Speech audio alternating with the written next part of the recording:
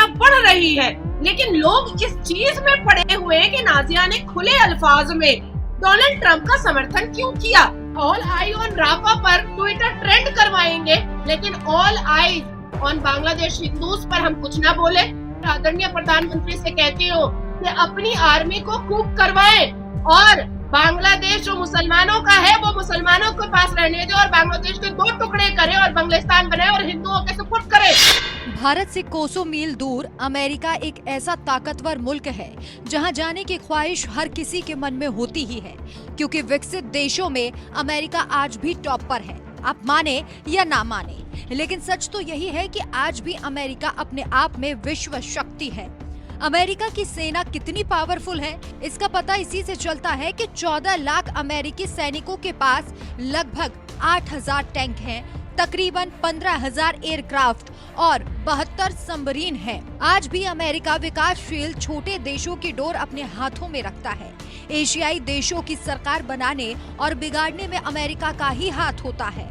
ताजा उदाहरण बांग्लादेश का है। शेख हसीना ने खुद तख्ता पलट के पीछे अमेरिका एजेंसियों का हाथ बताया था, जिसे अमेरिका ने सिरे से नकारा। और अब जब राष्ट्रपति चुनाव चल रहा है तो डोनाल्ड ट्रंप को बंगाली हिंदुओं की चिंता सता रही है और दूसरी तरफ पेशे से वकील नाजिया इलाही बांग्लादेश के 2 टुकड़े किए जाने की भविष्यवाणी कर रही हैं। क्या है पूरा मामला, आइए आपको बताते हैं। ट्रंप के आते ही क्या नक्शे से मिट जाएगा बांग्लादेश? रिजल्ट से पहले क्या पीएम मोदी करेंगे बांग्लादेश के 2 हिस्से? भारत से बांग्लादेश तक चर्चा में नाजिया इलाही खान। देखिए सिर्फ धर्म ज्ञान पर। बांग्लादेश के 2 टुकड़े किए जाने चाहिए या नहीं, इससे पहले आप ये जरूर जान लीजिए कि बांग्लादेश में 91% मुस्लिम आबादी के बीच केवल 8% हिंदू रहते हैं, जो कभी 26% हुआ करते थे। यानी कि मुल्क की 80% आवाम मुस्लिम है, जिसमें बंगाली मुसलमान से लेकर कुछ बिहारी मुसलमान और रोहिंग्या मुसलमान शामिल हैं।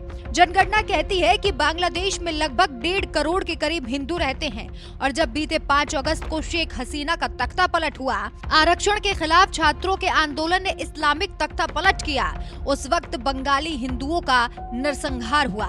20,000 हिंदू परिवार, हिंदुओं की दुकानों को लूटा गया, हिंदुओं के साथ अमानवीय व्यवहार किया गया, 95 हिंदू शिक्षकों को कॉलेजेस से निकाल दिया गया, कई हिंदू नेताओं को मौत के घाट उतार दिया, हिंदू मंदिरों में तोड़फोड़ मचाई और कितनी ही हिंदू बेटियों का यौन शोषण किया।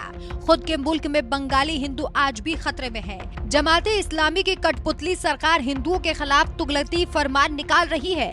इन सब के बीच अमेरिका में राष्ट्रपति चुनाव चल रहा है। 5 नवंबर को वोटिंग होगी। 24 करोड़ अमेरिकी अपना वोट डालेंगे और 1 हफ्ते के अंदर अंदर अमेरिका को अपनी नई सरकार मिल जाएगी। अमेरिका में मुकाबला डोनाल्ड ट्रंप और कमला हैरिस के बीच में है। इस कारण ट्रंप अभी से कमला हैरिस पर हिंदुओं को नजरअंदाज किए जाने का आरोप लगा रहे हैं। अमेरिकी रैलियों में ट्रंप जहां बंगाली हिंदुओं के साथ मारकाट की भरसक निंदा कर रहे हैं, तो दूसरी तरफ डेमोक्रेटिक पार्टी पर हिंदुओं की अनदेखी का आरोप लगा रहे हैं। और ट्रंप की इन्हीं बातों का समर्थन करते हुए नाजिया इलाही खान ने बांग्लादेश के टुकड़े किए जाने की बात कही।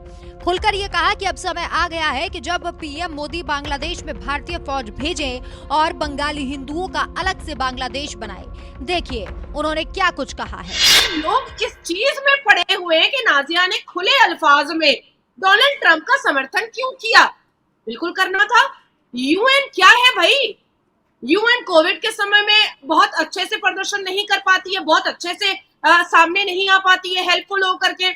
यूएन ने अपनी एक टीम भेजी थी बांग्लादेश में, ज्यादा दिन पहले की बात नहीं है, 28 दिन पहले की बात है। 28 दिन और शायद 7 या 8 घंटा अब कंप्लीट हो रहा होगा।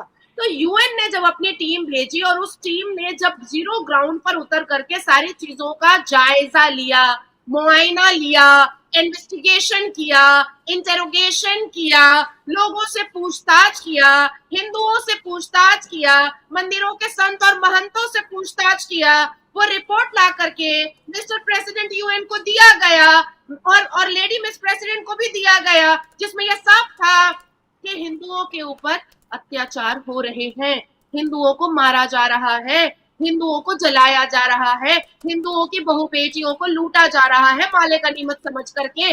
तो उसके बाद यूएन को अपना स्टेप लेना चाहिए था, लेकिन अब तक नहीं। क्या इस बात से बांग्लादेश के जो टेम्पररी वजीर आजम है मोहम्मद यूनुस साहब, क्या इस बात से इनकार कर सकते हैं कि दुर्गा पूजा के पंडाल में घुस करके जमाते इस्लामी वालों ने दुर्गा प्रतिमा को तोड़ने की बात कही थी, दुर्गा प्रतिमा को बेइज्जत किया था और दुर्गा पूजा पंडाल में जितने हिंदू थे उनको बेआबरू किया था और कहा था कि तुम काफिर रहोगे तो तुमको काटेंगे? क्या इस बात से मोहम्मद यूनुस साहब इनकार कर सकते हैं? मेरे चेहरे पर मेरे सामने आकर के करें तो। कल मैं बांग्लादेश के आइस्कॉन टेम्पल संत, जो सबसे बड़े वहां के जो संत है, महंत है, मैं उनके साथ एक चैनल पर बैठी हुई थी। उन्होंने कहा कि जिस हिसाब से यहाँ पर हिंदुओं के ऊपर अत्याचार हो रहा है, अगर ये अत्याचार मात्र 24 घंटे में अगर नहीं रुका तो शायद एक भी हिंदू नहीं बच पाएगा, एक भी हिंदू नहीं बच पाएगा, क्योंकि हिजबुत तहरीक एक्टिव हो चुकी है, जमाते इस्लामी एक्टिव हो चुकी है, राष्ट्रपति को रिजाइन करवाने की जोर जबरदस्ती वैसे ही की जा रही है जैसे शेख हसीना को भगवाया गया है। तो आखिर बांग्लादेश में ये जो स्ट्रैटेजी है राष्ट्रपति को हटवा करके संविधान को जलाने के बाद शरिया लागू करने का, ये क्या हम ऐसे ही बैठकर देखते रहेंगे? हम मुंह में उंगली डाल करके देखते रहेंगे? हम बॉलीवुड वाले नहीं है भाई कि ऑल आई ऑन राफा पर ट्विटर ट्रेंड करवाएंगे, लेकिन all eyes on Bangladesh Hindus पर हम कुछ ना बोले। हमने जौहर के घर में कोई नशे का सामान नहीं चाटा है जो हम बेहोश होकर के पड़े रहेंगे बॉलीवुड वालों की तरह और मुगलिया सल्तनत की बात करेंगे। हम इस राष्ट्र की पुत्री मानते हैं अपने आप को। तो डोनाल्ड ट्रंप ने जो कहा है मैं उसको फुल सपोर्ट करती हूँ और आदरणीय प्रधानमंत्री से कहती हूँ कि अपनी आर्मी को खूब करवाएं और बांग्लादेश जो मुसलमानों का है वो मुसलमानों के पास रहने दे और बांग्लादेश के 2 टुकड़े करे और बांग्लादेश बनाए और हिंदुओं के सुपुर्द करे। कब तक हिंदू ये सहता रहेगा? आजादी के वक्त नेहरू ने 72 लाख हिंदुओं के शव पर अपने आप को प्राइम मिनिस्टर बनाया था। जिन्ना को भी वजीर आजम बनना था और नेहरू को भी प्रधानमंत्री बनना था। इन दोनों के झगड़े में मरा कौन? 72 लाख से ज्यादा हिंदू।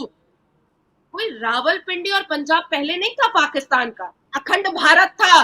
लेकिन जब बंटवारा हुआ तो रावलपिंडी और इस्लामाबाद से भर भर करके ट्रेन हिंदुओं की डेड बॉडी आया करती थी और यहाँ से मुसलमानों को हिफाजत से भेजा जाता था।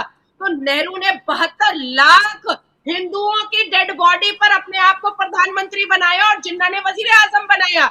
मैं आज हमारे आदरणीय प्रधानमंत्री से हाथ जोड़ करके कहती हूँ कि टेबल टॉक करें डोनाल्ड ट्रंप के साथ, यूएन के साथ बैठे, ऋषि सोनक के साथ बैठे, यूएई के साथ बैठे और इजराइल के नेतन्याहू जी के साथ बैठे और कहें कि बांग्लादेश को 2 टुकड़ों में बांटो।